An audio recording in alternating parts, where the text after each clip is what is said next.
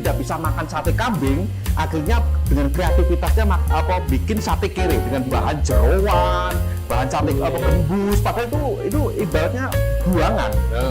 Sekarang menjadi elit ya. Jadi elit dan malah bikin kita kere. Bisa diceritakan kok iso koyo ngene iki Solo itu gimana sih dulu? Ya, jadi perlu kesadaran kita memahami juga narasi historis. Jadi ketika orang bersantap itu bukan hanya perut yang kenyang, tapi otak pun juga akan kaya pengetahuan gitu. Jadi ketika orang menyantap sate kere gitu, ternyata itu ada makna penting dari pergulatan atau perjuangan wong cilik yang dulu tidak bisa makan sate kambing, akhirnya dengan kreativitasnya bikin sate kere dengan bahan jeroan, bahan sate gembus, padahal itu ibaratnya buangan. Buangan. Sekarang menjadi elit ya. Menjadi elit dan malah bikin kita kere.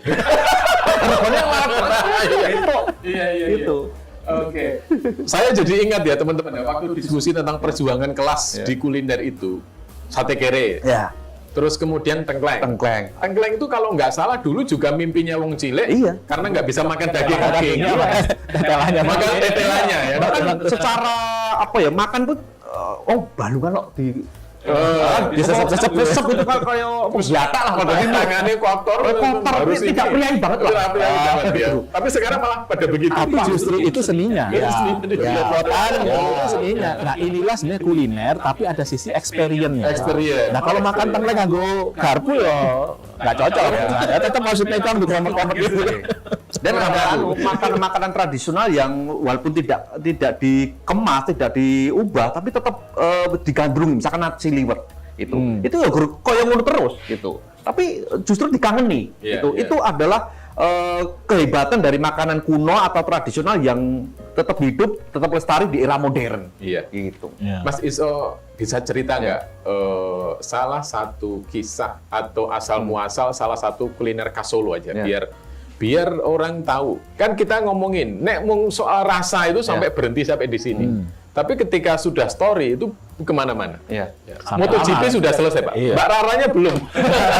Jadi story of event itu kan sesuatu. Nah, mungkin bisa diceritakan. Penasaran juga. Penasaran saya juga. Paling gampang adalah sate buntel.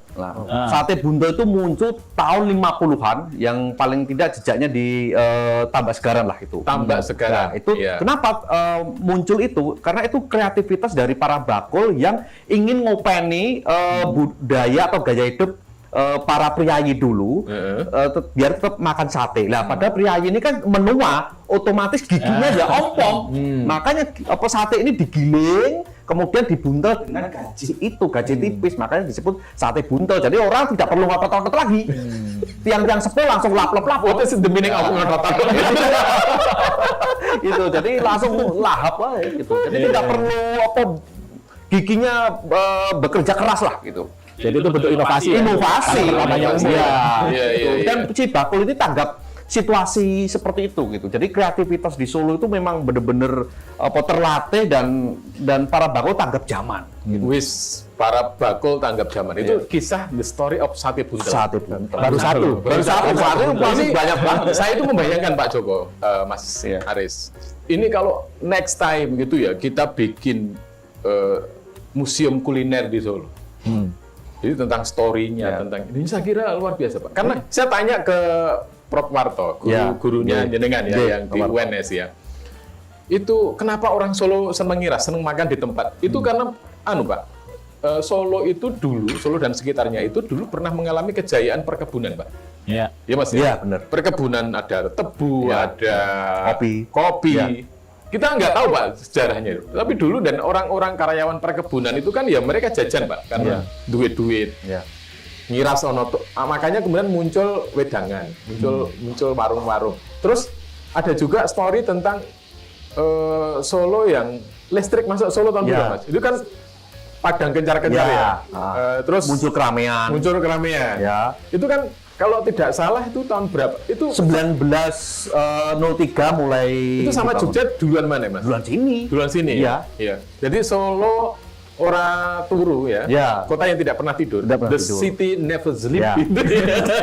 Itu memang itu cerita dulu sebenarnya tentang listrik kalau nggak salah Mangkunegaran ya Mas ya? Ya, Yang kencar-kencar itu ya? itu salah satu kerajaan ataupun institusi tradisional yang benar-benar bisa mengadakan listrik. Gitu. Iya. Ini jadi memang peradaban kuliner Solo itu ya, dulur-dulur itu dimulai dari sejak zaman kolonial dulu, sejak zaman perkebunan lama dulu, sejak zaman ya munculnya kultur-kultur etnis baru, Pak Joko, yang ada tadi kawan-kawan kita dari etnis Arab, kawan-kawan kita dari Tionghoa, Sinwon dan para balangnya di sana, baik Mangkunegaran maupun Kasunanan, itu memunculkan ya pelangi di meja makan tadi itu.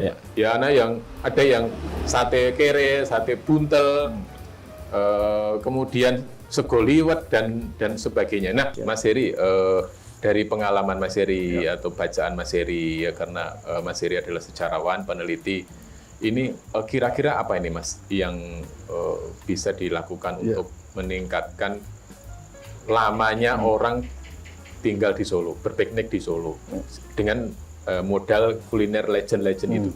Jadi yang diperlukan juga adalah harus sadar konten. Nah, sadar konten. Konten itu bisa kita angkat lewat cerita-cerita entah masalah resep, entah masalah sejarah regenerasi warung, terus kemudian keuletan dari pengusaha ini. Ownernya ya. Nah, jadi orang ketika melihat di medsos itu bukan hanya sepiring hidangannya, tapi ceritanya ini yang justru mengikat, menjadi magnet dari para pelancong untuk datang ke Solo untuk coba nih ceritanya menarik gitu. Jadi si bakul ini bukan hanya menjadi koki makanan tapi juga peracik cerita. Iya.